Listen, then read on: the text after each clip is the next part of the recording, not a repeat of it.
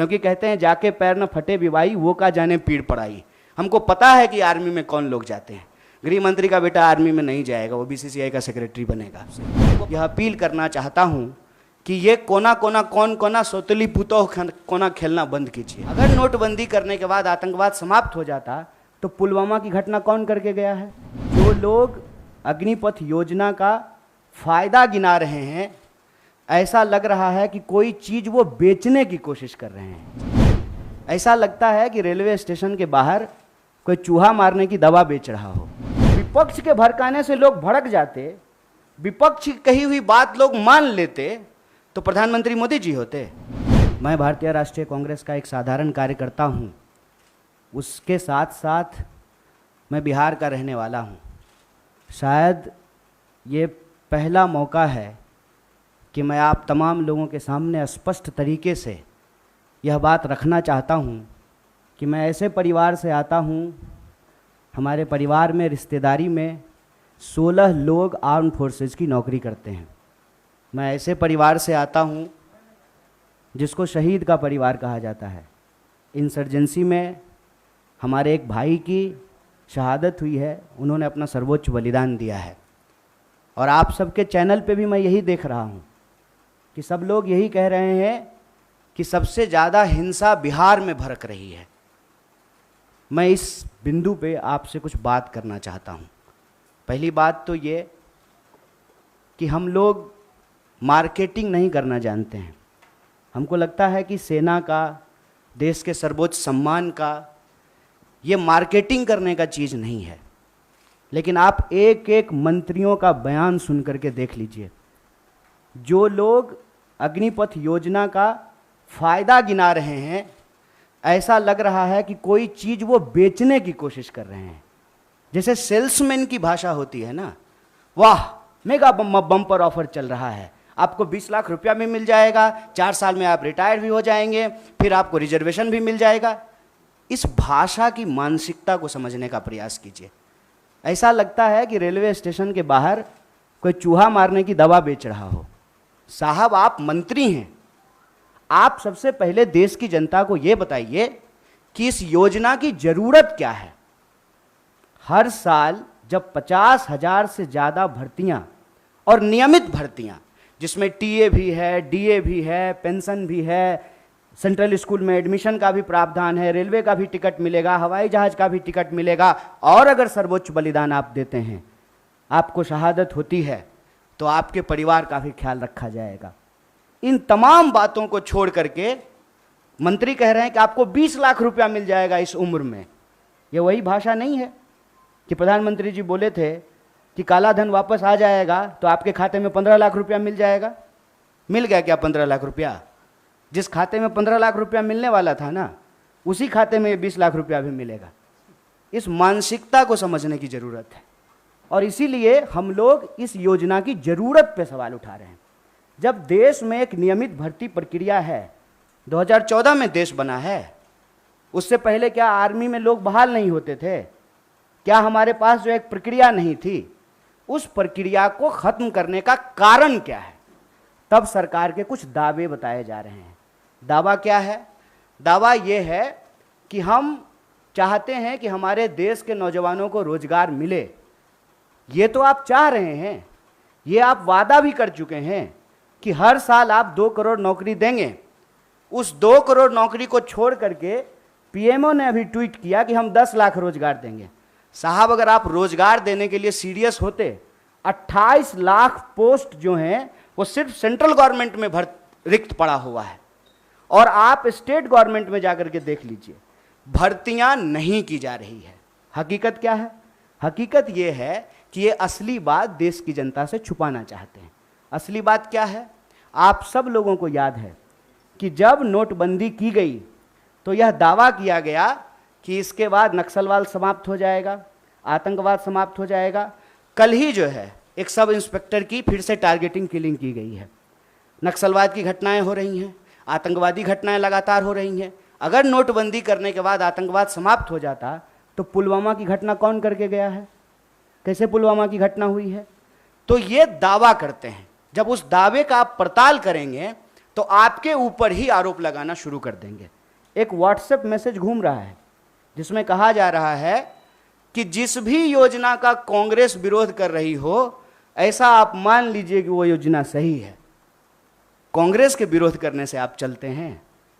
आप सत्ता में बैठे हुए मोदी जी, आपके ऊपर देश की जनता ने भरोसा किया है। विपक्ष के भड़काने से लोग भड़क जाते, विपक्ष की कही हुई बात लोग मान लेते, तो प्रधानमंत्री मोदी जी होते। इस देश के लोगों ने मोदी जी के ऊपर भरोसा किया। और मैं याद दिलाना चाहता हूं कि ये वही नौजवान हैं, ये उस वक्त हिंसा नहीं किए जब इनके माँ बाप हजारों किलोमीटर पैदल चल करके अपने घर गए।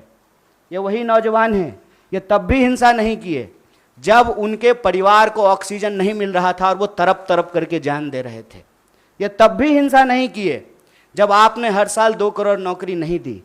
मैं देश की सरकार से, भारतीय राष्ट्रीय कांग्रेस की तरफ से यह अपील करना चाहता हूं कि ये कोना कोना कौन कोना सोतली पुतो कोना खेलना बंद कीजिए।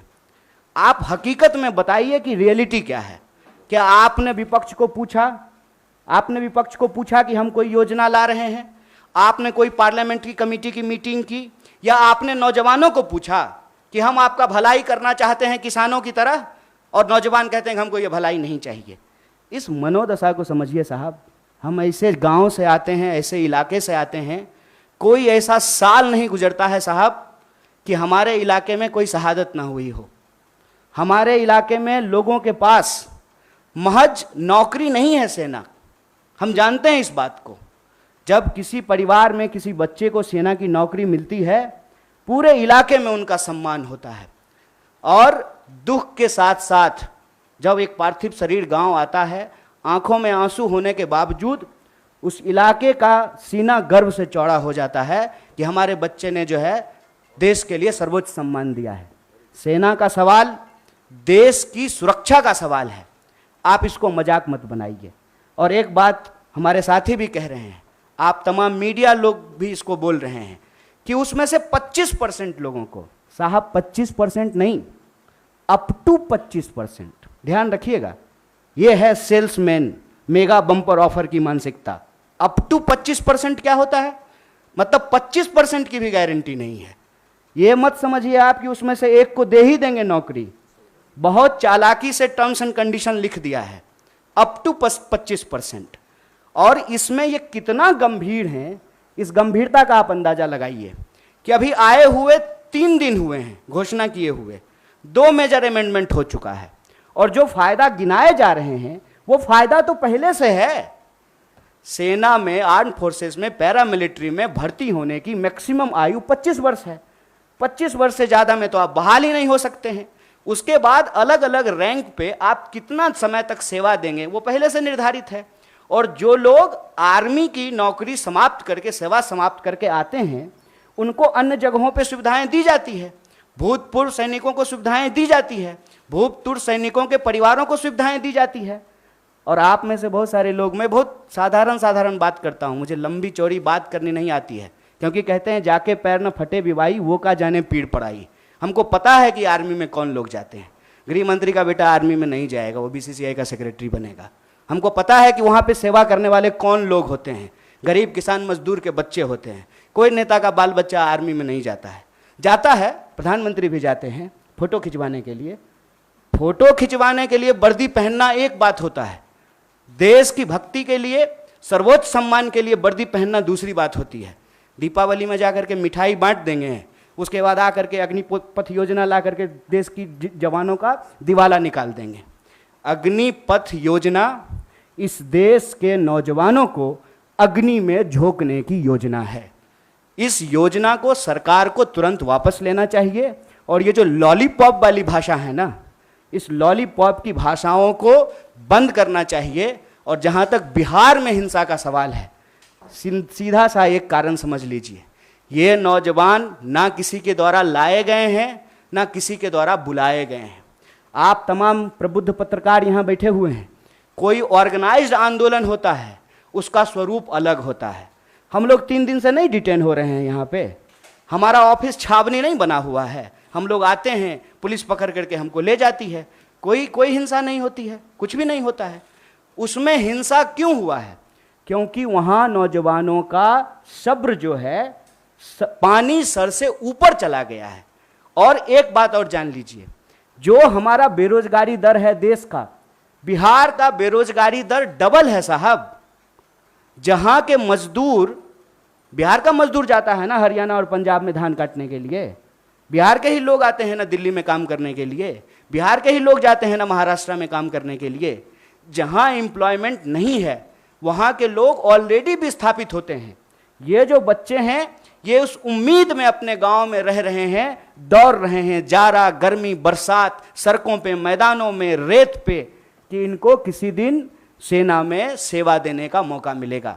ये मौका इनसे जब छीना जा रहा है तो इनका सब्र टूट गया है। लेकिन मैं इन तमाम नौजवानों से भी एक अपील करना चाहता हूं, दोस्त, हम किसान के बच्चे हैं और हमारे माँ बाप ने इस सरकार को झुकाया है, इस सरकार को बताया है कि ये देश गांधी का देश है और गांधी के देश में सत्य और अहिंसा से ही कोई लड़ाई जीती जा सकती है।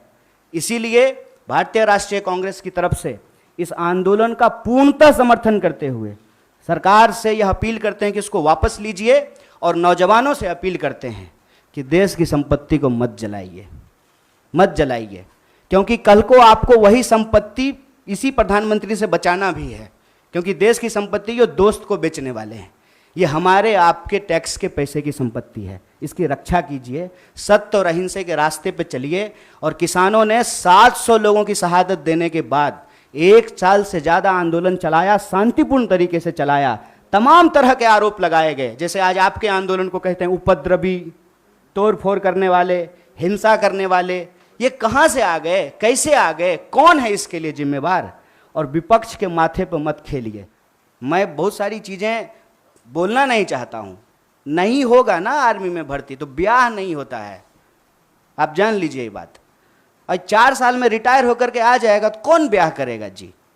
ये बहुत बुनियादी सवाल है, समझिए इस बात को। एक लड़का सिर्फ नहीं जाता है आर्मी का नौकरी करने के लिए, पूरा का पूरा परिवार, पूरा का पूरा गांव उससे सम्मानित होता है। अगर ऐसा नहीं होता तो क्यों शहीदों का जो है गेट बनाया जाता है? ये हमारा एक व्यक्तिगत पेन है साहब, इसीलिए हम लोगों को दुख हो रहा है। और ऐसा नहीं है कि हम इस सवाल पे निकले हैं। अभी रेल मंत्री अपील कर रहे हैं, ये रेल मंत्री तब कहाँ थे जब रेलवे की भर्ती में गड़बड़ी आई थी? याद कीजिए, तब भी बवाल हुआ था, तब रेल मंत्री आकर के बोले, फिर उस योजना को वापस लिए। तो बेसिकली क्या है ना कि प्रधानमंत्री जी खुद को समझते हैं डॉक्टर डैंग और हम लोगों को समझते हैं पिंजरे में बंद चूहा। तो जब मन करे तब जो है ना इंजेक्शन लगाना शुरू कर देते हैं, टेस्ट करते हैं कि कितना उछला, कितना जो है अनसीरियस चीज है, आप समझिए। तो 2 दिन आंदोलन हो गया, कई ट्रेनें जल गई, हिंसा हो गई, तब कह रहे हैं कि नहीं नहीं नहीं इस बार जो है 2 साल एज बढ़ा देंगे। तो सो रहे थे, कहता तो है कि जगते रहते हैं आप, सोते ही नहीं हैं। तो उस वक्त बहाली जब आप निकाल रहे थे तो आपको समझ में नहीं आया था, ये सीरियस नहीं है। दूसरा बात है कि झूठ बोलते हैं और सब मंत्री लोग को लगा देंगे कि तुम जरा प्रोडक्ट बेच करके आओ, तो ले लो खरीद लो बेच लो, फायदे फायदे फिर। अरे क्या मानसिकता है ये? आप देश चला रहे हैं ना, देश की वस्तु स्थिति बताइए। आप बताइए कि आर्थिक हालत यह है कि ऑलरेडी अमेरिका रिसेशन अनाउंस करने वाला है और आप नोटबंदी के बाद रिजर्व बैंक का जो रिजर्व पैसा है वो निकाल लिए हैं 8,500 करोड़ का विमान खरीदने के लिए। और ठीक कहा ना इन्होंने कि 71 साल में ये देश सेवा करने का दावा कर रहे हैं। मैं प्रधानमंत्री को कुछ बोल ही नहीं रहा हूं, हाँ न, मैं तो ले सकता हूं, मैं डरता थोड़ी हूं। हाँ वही कह रहे हैं, क्यों नहीं ले सकते हैं कि आप सेवा कर सकते हैं और हम सेवा के लायक नहीं हैं। और उस ड्रोन का क्या हुआ जिससे वो कहीं देश में गड़बड़ी देख लेते हैं ड्रोन से आजकल? तो ड्रोन क्या था, छुट्टी पे था कि उसका बैटरी खराब हो गया था? क्यों नहीं ड्रोन भेज करके देख लिए कि क्या हो रहा है देश में? बात यह है कि ये जानबूझ करके हिंसा भड़काते हैं। मेरा इस बात पे जोर है और वो इस बात को अपने व्हाट्सएप के इको चैम्बर से फैलाते हैं कि मोदी जी का अवतार इस देश का भला करना चाहता है। और ये जो बिका हुआ विपक्ष है वो चाहता ही नहीं है कि इस देश का भला हो। देखिए मोदी जी किसानों का भला करना चाहते थे, किसान को भलाई लेने ही नहीं दिया।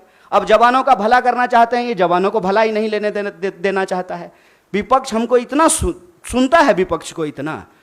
बिहार की किसी भी जनता को कोई संदेश देने का जरूरत नहीं है।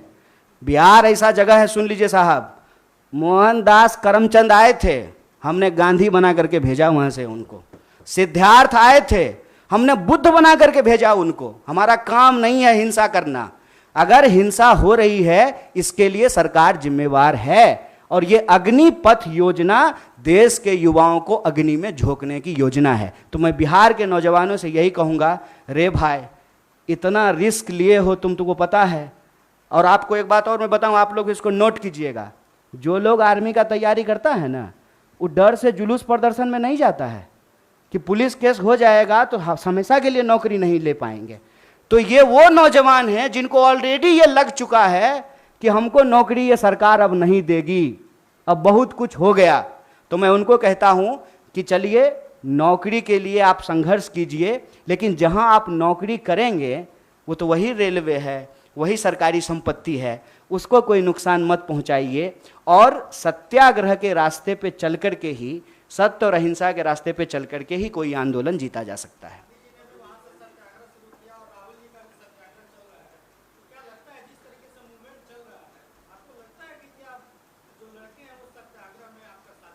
देखिए, हम ज्योतिषी तो नहीं हैं और ये किसी को नहीं लग रहा था कि किसान आंदोलन के बाद जो है कृषि बिल वापस होगा। एक बात बस हम जानते हैं, लगता नहीं है, बिन लड़े कुछ भी नहीं मिलता यहाँ, ये जानकर लड़ना पड़ता है न्याय और हक के लिए। और नौजवानों की इस लड़ाई में भारतीय राष्ट्रीय कांग्रेस पूरी तरह से उनके साथ है।